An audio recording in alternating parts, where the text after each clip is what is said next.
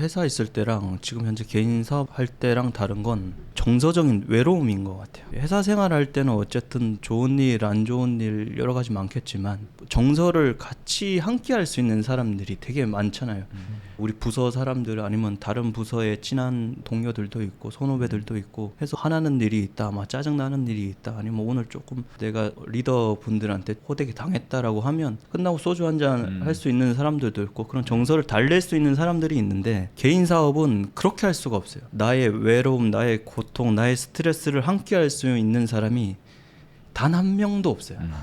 제가 사장이 되는 순간 이거를 직원한테 말하는 순간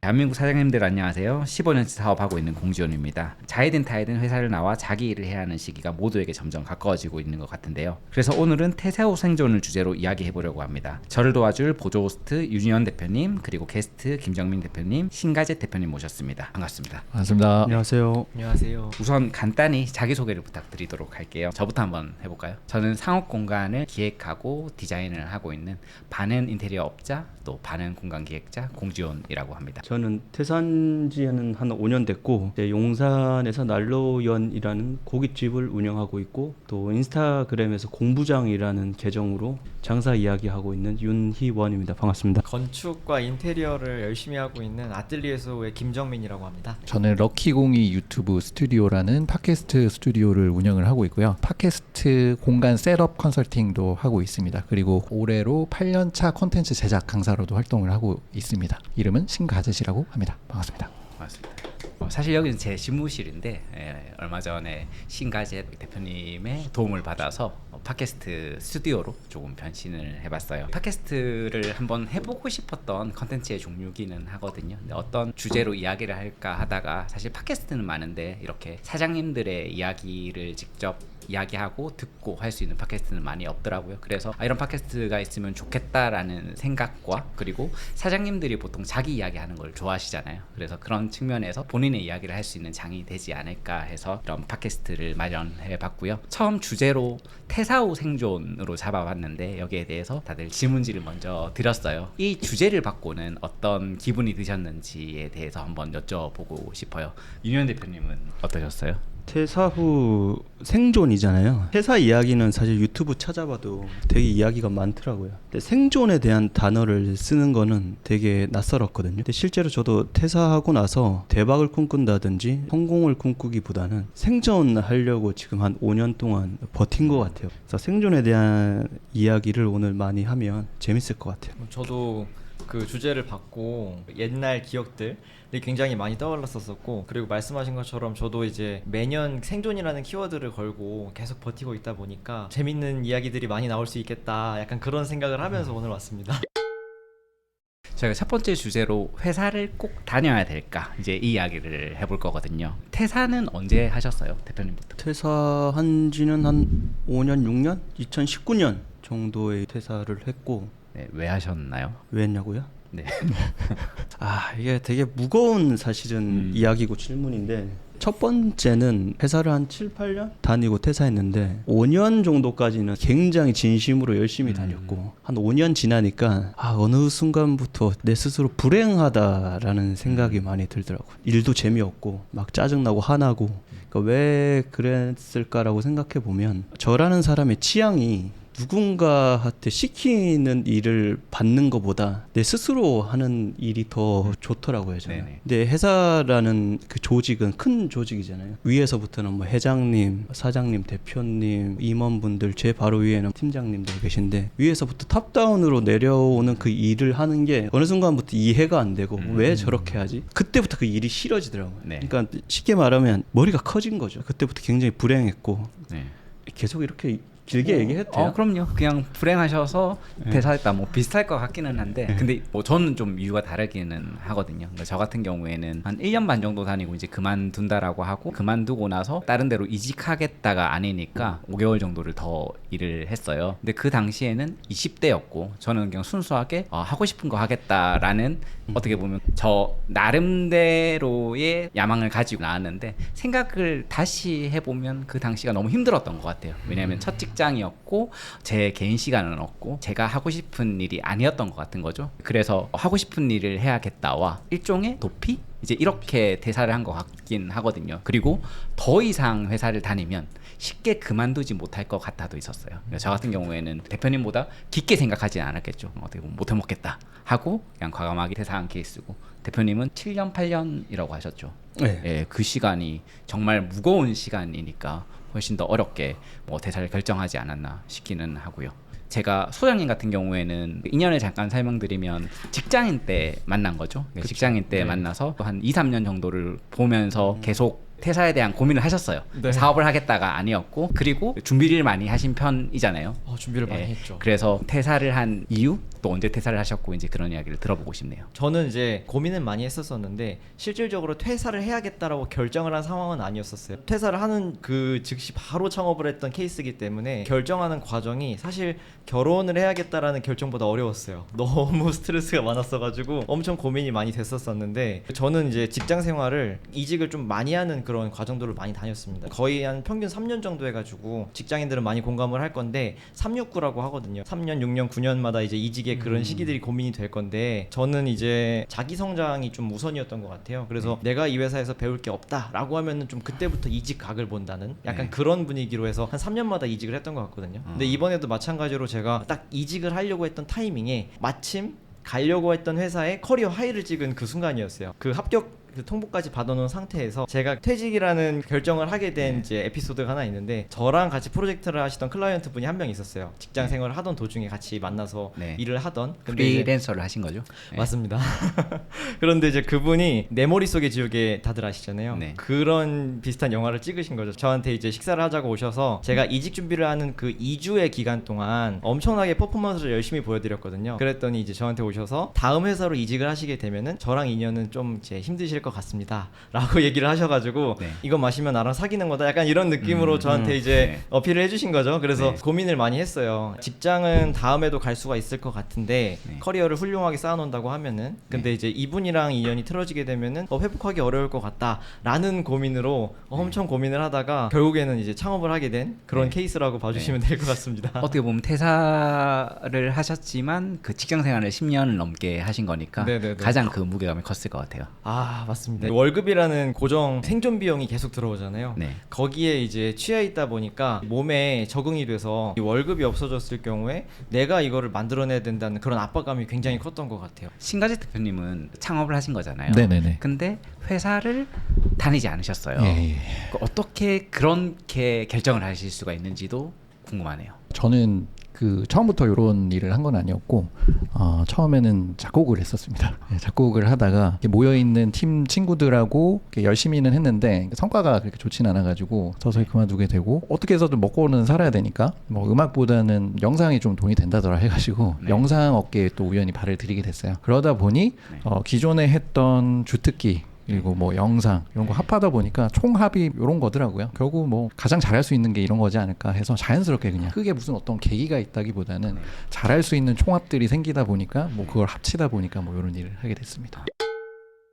퇴사를 좀 어렵게 하는 요인들이 있을까요? 직장인한테 제일 좋은 건 따박따박 내가 잘하든 못하든 월급은 항상 나온다라는 거잖아요. 근데 내가 퇴사를 했을 때 월급이 안 나올 수도 있잖아요. 그 불안감. 두 번째는 대안이 없어요. 대안이. 월급만큼 충당할 수 있는 사업 소득을 얻을 수 있는 대안이 없다라는 게 가장 큰 장애물이지 않을까. 소장님은 어떠세요? 그래서 저도 그 부분에 대해서 좀 많이 생각을 해봤는데, 월급이 갖고 있는 그 의미가 굉장히 큰 것 같아요. 단순히 급여가 들어온다는 게 아니라 내가 한 달 한 달 생활할 수 있는 비용이 계속 들어오는 거다 보니까 거기에 대해서 의미가 굉장히 큰 것 같은데, 사회 초년생 같은 경우에는 잃을 게 별로 없다라는 생각이 많이 들어요. 여기서 잃을 게 없다라는 거는 결혼을 했으면 이제 가족이 있을 거고, 아니면 뭐 대출 이자라든지 이제 그런 것들이 생태적으로 좀 적을 수밖에 없는 나이잖아요. 그러다 보니까 월급 이외에 좀 다른 이유를 생각할 수 있는 거는 사람 관계. 내가 퇴사를 하면은 다른 사람들이 좀 더 힘들어지지 않을까, 혹은 이제 소속이 있었는데 이걸 상실하게 되면서 바로 그 홈 프로텍터, 그러니까 네. 백수로 이제 전락을 하잖아요. 네. 약간 그런 거에 대한 상실감. 근데 이제 나이가 들면은 아무래도 네. 이제 월급에서 이제 빠져나가는 이제 여러 가지 책임져야 될 것들, 그리고 같이 이제 책임을 분담을 했던 뭐 네. 가족이나 네. 이제 이런 부분들에 대한 상실감이 좀 더 크지 않을까. 약간 네. 그런 것들 때문에 좀 어렵게 생각이 들 것 같아요. 그래서 이번에 사실 그 김부장이라는 드라마를 보면서 그런 것들이 또 많이 공감되고 그랬거든요. 그렇죠. 그러니까 저 같은 경우에는 이제 잃을 게 많이 없는 사회초년생의 어떻게 보면 그만둔 케이스이긴 한데 그럼에도 불구하고 막연함이 있었고요. 이 일이 제 일이 아닌 건 알겠는데 나왔을 때 뭐 하지라는 그 막연함과 그리고 불안감은 있었죠. 근데 약간 그 불안감이 그거랑 조금 비슷했던 것 같아요. 헤어지지 못한 남자, 떠나가지 못한 여자처럼 분명히 헤어져야 맞는 거고 떠나가야 맞는 건데 근데 헤어졌을 때 내가 이 사람보다 더 나은 사람을 만날 수 있을까? 라는 그런 불안감들 있잖아요. 예, 그런 것들이 퇴사를 했을 당시, 그러니까 결심했을 당시의 고민들이 아니었을까. 이제 저는 그렇게 생각이 나거든요. 대표님은 퇴사할 때 책임질 사람들이 있었어요? 없었습니다. 가족이나 대표님도 있었어요? 저는 결혼하고 퇴사를 해가지고 결혼하고. 그게 너무 힘들었어요. 와이프분이 일은 안 하셨고 같이 이제 지금도 공동 대표로 일을 하고 있거든요. 그래서 둘 다 같은 일을 하고 있었는데 이게 시기가 딱 맞물린 게 그 친구도 이제 마침 그 전달에 퇴사를 했고 저도 이제 그런 제안을 받으면서 퇴사를 하게 된 상황이라 둘 다 백수가 됐었던 상황인 거죠. 그래서 딱 맞물리듯이 창업을 할 수밖에 없는 그런 상황으로 된 거예요. 근데 말씀하신 것처럼 이게 사업 소득을 어떻게 만들어야 될까? 왜냐면 저희는 뭐 요식업이나 이런 게 아니다 보니까 프로젝트성 일을 해야 되는 거거든요. 그래서 그 부분이 엄청 고민이 됐었던 거죠. 저는 퇴사 못할 것 같아요. 다녀보진 않았지만 네. 최근에 창업을 한 친구가 있어요. 네. 근데 아기가 3명 있어요. 네. 3명이 있는데 10년 다닌 직장을 그만두고 나왔어요. 와, 저거 보고 저는 네. 나는 못할 것 같은데 싶었어요. 저도 사실 돌아가 보면 네. 더 늦었으면 할 수 있었을까? 그러니까 그 당시에 그 생각을 했거든요. 여기서 제가 1, 2년을 더 다닐 수 있는데 더 다니면 결정을 못할 것 같다라는 그 생각이 있어서 과감하게 사실 그때 퇴사를 한 거거든요. 그러니까 저도 아마 한 10년을 다녔으면 퇴사를 할 수 있었을까라는 생각이 들긴 해요. 저도 지금 얘기해 주시니까 생각이 나는 게 제가 올해 아기가 생겼거든요. 이제 막 8개월 정도 된 아기인데 지금 퇴사를 하라 그러면은 저는 못할 것 같습니다.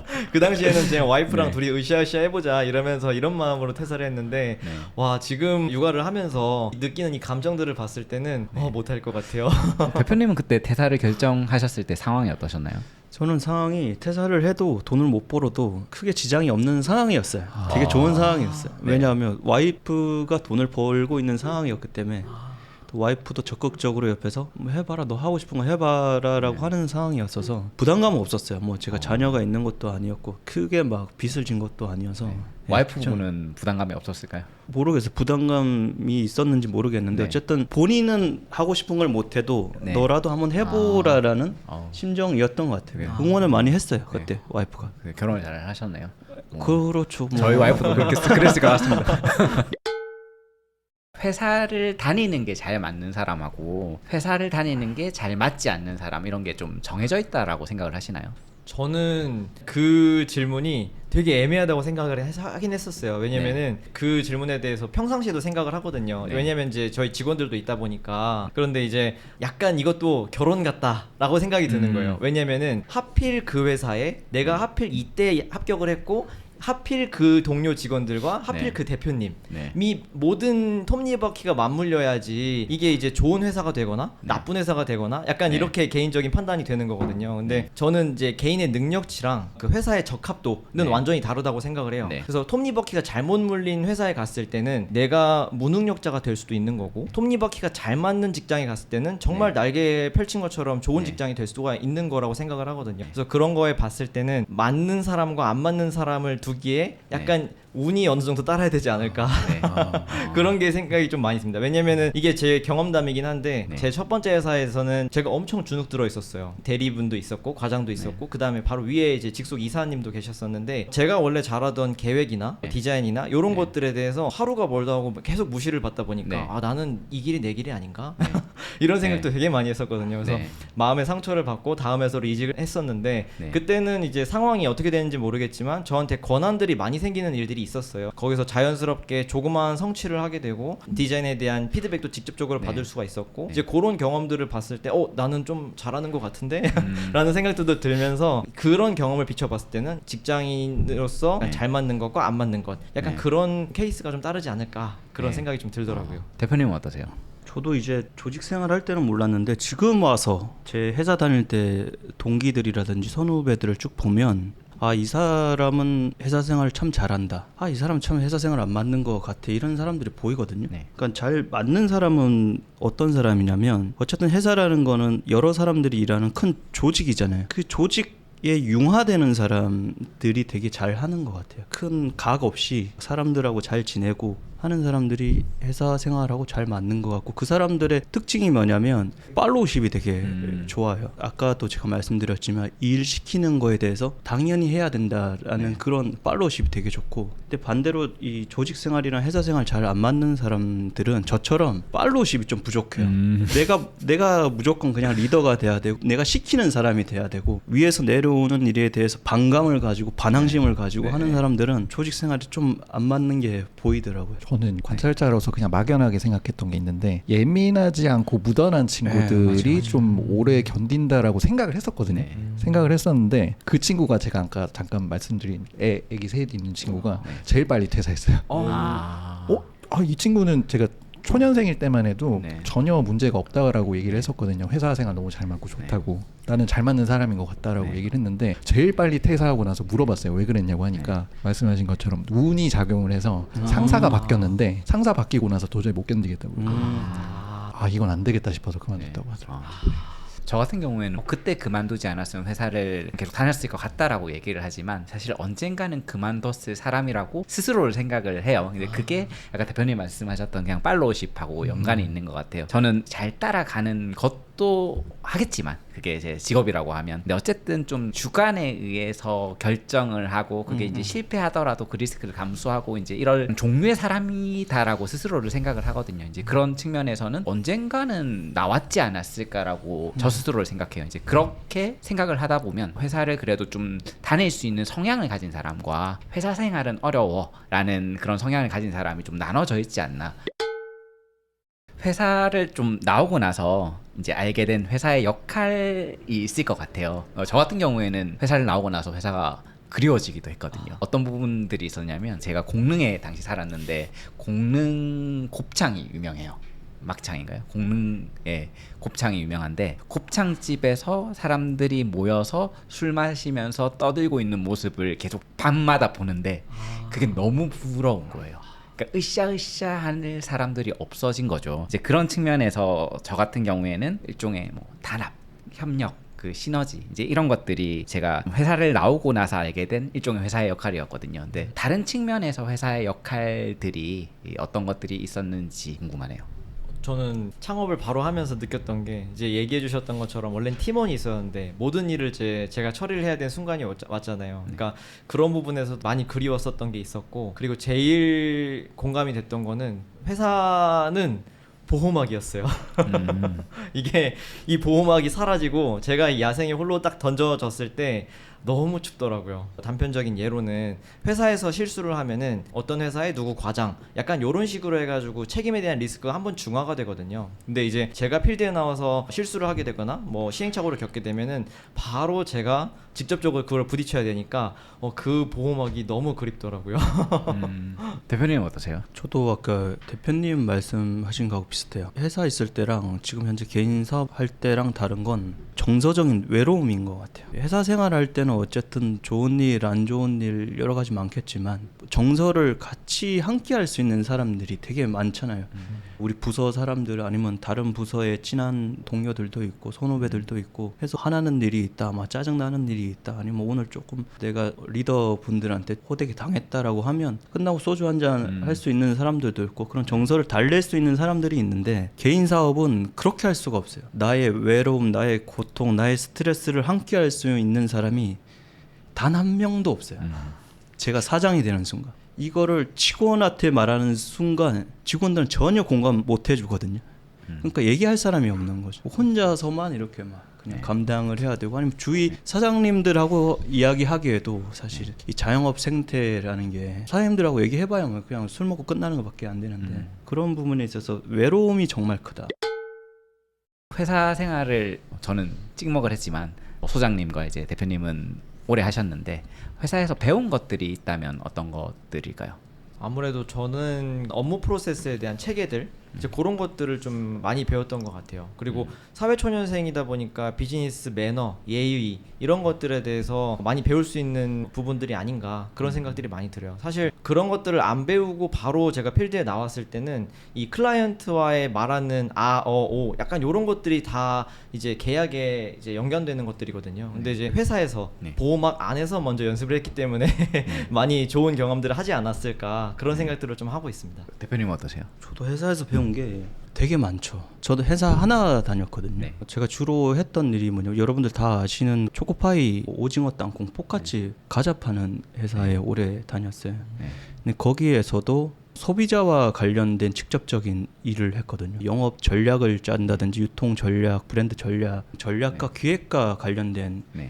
일을 했었으니까 지금 생각해 보면 그것도 어쨌든 B2B가 아니라 B2C와 관련된 소비자와 관련된 일을 경험하다 보니까 지금도 어쨌든 식당을 하면서 고객과 관련된 일을 하잖아요. 고객한테 어떻게 하면 잘 팔 수 있을까, 많이 팔 수 있을까, 어떻게 하면 이 상품을 매력적으로 보이게 할 수 있을까의 일들을 회사 다닐 때 그걸 많이 제가 했던 것 같아요. 네. 기획하고 전략 짜고 현장에 실행시키고 실행시킨 다음에 고객들한테 피드백을 받고 보완하고 개선하고 하는 이런 하나의 프로세스를 회사에서 정말 전문적으로 제가 배우고 경험했던 것 같아요. 저 같은 경우에도 오래 다니진 않았지만 그러니까 광고 회사를 다녔는데 광고 기획자의 역할을 했고 근데 그 베이스가 사실 지금 전혀 다른 일을 하고 있지만 다 연결이 되어 있더라고요. 그래서 지금도 제가 클라이언트를 만나고 대화하고 또 설득하고 이제 이런 과정들은 그 짧은 회사 기간에 사실 배운 것이었고 가장 크게 배운 것들은 그냥 사소한 게 아니다였어요. 처음에 뭐 이런 기획서를 쓰거나 아니면 뭐 광고 보고서 이런 거를 쓰면 자간, 열간, 폰트 이런 것들로 많이 지적받고 혼났거든요. 근데 이런 것들이 나중에 이제 이 하나가 어겨짐으로 해서 사실은 큰 이슈가 생길 수 있는 거죠. 근데 그 당시에는 몰랐어요. 아, 굳이 뭐 잡돌이를 하려고 이 과장님이 저한테 이런 것까지 얘기 하나였는데 이제 나와 보니까 아, 이런 거 하나하나가 디테일해지고 좀 세밀해져야지 실제로 큰 실수를 안 하게 되더라고요. 이제 이런 부분들도 제가 사실 회사를 다니지 않았더라면 훨씬 더 어려운 과정을 통해서 배우지 않았을까라는 생각이 드는 것 같아요. 조금 다른 질문으로 감독님한테 여쭤보고 싶은 거는 회사를 다녀야겠다라는 생각을 하신 적은 없으세요? 있어요. 아, 네. 왜냐면은 저는 거의 대부분을 독학을 하거나 1대1로 도제식이라고 하죠. 네. 도제식으로 이렇게 배우다 보니까 좀 답답할 때가 굉장히 많았거든요. 보고 배울 선배들도 좀 적고 그리고 운에 의해서 이 사람과 같이 하다가 뭐가 잘 안 되면 이렇게 모든 게 다 뒤엎어지고 막 이러다 보니까 좀 어떤 단체에 들어가서 좀 체계적으로 배우고 싶다라는 생각은 해본 적이 있어요. 그래서 지금 듣다 보니까 나도 한번 회사 한 번 정도는 다녀보고 싶은데 네. 뭐 욕먹을 수도 있겠지만 네. 뭐 그런 생각이 조금은 들어요. 지금도 되게 네. 답답해요. 지금이라도 한번 아니, 저희 회사에서 한번 보고 배울 선배가 좀 부족한 거? 아. 그게 조금 답답해요. 지금도 답답하고. 그럴 수도 네. 있을 거는 같아요. 근데 네. 회사에 보고 배울 선배가 항상 있진 않더라고요. 아 그런가요? 약간 이 부조리 안에서 자기 스스로 깨우쳐야 되는 약간 이런 영역이 더 많은 것 같긴 한데. 약간 그 부조리하니까 생각이 나는 거는 네. 제 다른 이제 짧은 에피소드인데 매 회사마다 이제 디자인을 컨펌하는 저는 이제 네. 디자인 업무를 했으니까 아. 디자인을 컨펌하는 직속 상관인이 있잖아요. 네. 그래서 이제 그분들이 항상 컨펌을 하실 때 말하는 게 있어요. 똑같은 네. 말이 너네가 나도 설득을 못 하는데 클라이언트를 어떻게 설득하겠니? 라는 얘기를 항상 하거든요. 네. 근데 저는 속으로 항상 당신을 설득하는 것보다 동네 아저씨 설득하는 게 더 편할 것 같다. 더 쉬울 것 같다. 근데 사실 그게 맞았던 것 같아요. 제가 사실 그 이야기를 직원들한테 맨날 하고 있기 때문에 아. 찔리네요. 사업을 꿈꾸는 사람들이 이 팟캐스트를 많이 볼 거라고 생각을 해요. 회사를 꼭 다녀야 될까요? 저는 다니는 게 좋다는 게 90%입니다. 전부 다녀야 된다라고 말은 이제 못 하겠어요. 왜냐면은 제 클라이언트들 중에서도 회사를 전혀 안 다니고도 사업을 네. 잘하시는 분들이 있더라고요. 그래서 그거와 지금 회사를 다니고 나와서 사업하는 거의 차이가 뭘까라는 고민을 한번 해봤었는데, 일단은 사업이라는 거에 대한 의미가 사실 일사자의 업자거든요. 그러면 재능을 직업으로 만드는 이 과정인 건데, 비즈니스가 사실 사람과 사람의 만나면서 내 재능을 판매하는 그런 과정이라고 저는 생각을 해요. 근데 이제 애초부터 사람과 사람을 대하는 요 태도가 완성이 되어 있는 분들이 있더라고요, 종종. 그런 분들은 사실 회사를 안 가도 된다고 생각을 해요. 그 매너라든지 자기의 능력에 대한 뭐 관철이 되어 있는 부분이 좀 퍼펙트하다든지, 그렇게 되면은 본인 스스로 리스크를 책임지면서 이제 사업을 영위할 수가 있는 건데, 그런 태도가 장착이 되어 있는 분들이 많지가 않거든요. 그래서 먼저 사업을 해볼 수도 있겠지만, 사실 저는 아까 말씀드린 것처럼 회사라는 보호막 안에서 그런 부분들을 철저히 준비한 다음에 나오시는 게 훨씬 더 도움이 되지 않을까라는 생각이에요. 사업을 할 수 있는 그 과정의 레퍼런스들, 그런 것들을 회사를 다니면서 쏙쏙 배울 수가 있는 거거든요. 그래서 사업을 할 때 리스크를 최대한 줄이자는 게 제 첫 번째 목표긴 한데, 그런 경우로 봤을 때는 이제 회사를 다니면서 리스크를 줄이는 게 낫지 않을까. 저도 뭐 거의 같은 맥락의 대답이 될 것 같은데, 회사를 다녀야 되나라는 질문에는 어쨌든 저는 지금 식당을 하는 사람 입장에서 다녔었으면 좋겠다라는 생각을 하는 게, 근데 회사를 뭐 다니냐 안 다니냐가 중요한 게 아니라, 예를 들어 뭐 회사를 삼성에 다니냐 구글에 다니냐 좋은 간판을 가진 회사를 다니냐 어디에서 일하느냐 이게 중요한 게 아니라, 어떤 회사에서 일을 하든 어떻게 일했냐, how to가 훨씬 더 중요하다고 봐요. 회사를 어떤 마음과 어떤 일에 대한 태도로 다녔냐가 결국 회사를 그만두고 나서 그 다음에 넥스트 삶에 있어서도 이 부분이 굉장히 유효한 역량인 것 같아요.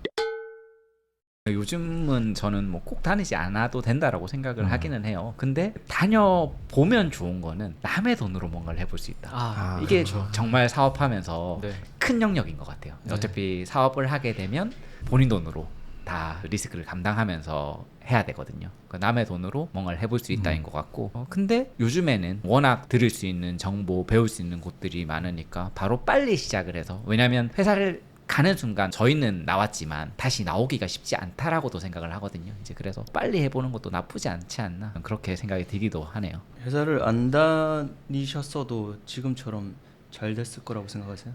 그렇게 생각하지 않아요. 네. 사실은 저는 인테리어업을 하고 있지만 인테리어 회사를 다녀본 적은 없거든요. 아주 특이한 케이스죠.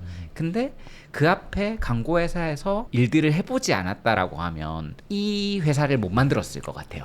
왜냐면 거기서 배운 기획이라든지 일을 대하는 태도, 프로세스들 이런 것들을 배우고, 결국에는 거기도 프로젝트성 일, 지금도 프로젝트를 시작해서 종결시키는 일 다 연결이 되어 있기 때문에, 회사를 다니지 않았다라고 하면 이런 일들을 잘 해내지 못했을 거고 실패할 확률이 훨씬 더 높았을 거다라고 생각을 하고요. 근데 저 같은 경우에는 사실은 20살 때부터 거의 쉬지 않고 일을 했어요. 호텔 경영학과를 나와서 호텔에서도 일을 많이 하고, 프로포즈 이벤트 회사도 다녀보고, 뭐 안료 공장 학원 일도 좀 오래 하고, 그러니까 계속 사실은 20살 때부터 일을 해왔기 때문에 일의 기본적인 사안들은 비슷하더라고요. 업종이 달라지더라도 이제 이런 것들을 이해한 상태에서 그래도 회사를 만들고 생존하려고 노력했기 때문에 사실 지금은 살아있지 않나라는 생각을 합니다. 그러니까 회사를 다니지 않았다면 지금처럼 회사를 만들지는 못했을 것 같다.